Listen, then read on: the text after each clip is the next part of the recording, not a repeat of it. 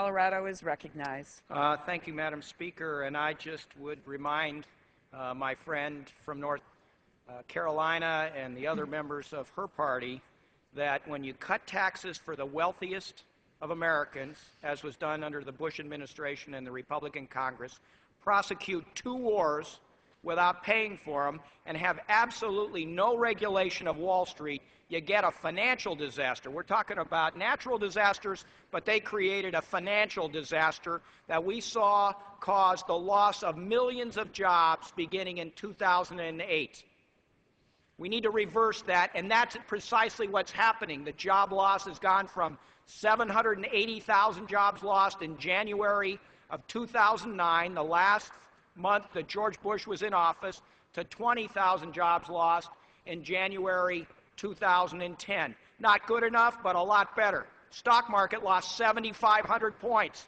In the last year, it's gained 4,000 points back. Not where we want to be, but a heck of a lot better. $17 trillion of wealth lost by each American in their home, in their pension, in their 401ks, and in their jobs.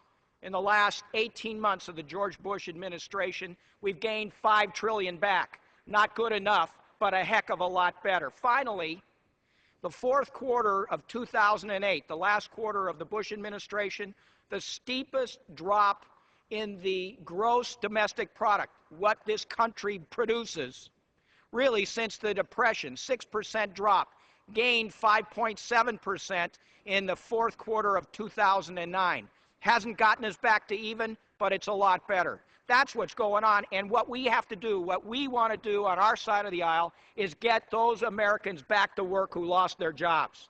That's what this bill is about, the $600 million for job training, for summer jobs. It's to get people back to work. When we get people back to work, when this country has employment that is better than today, then we can really take a good look at the debt as they suggest, because that's true. We need to look at the debt that exists in this country, but we got to get people back to work.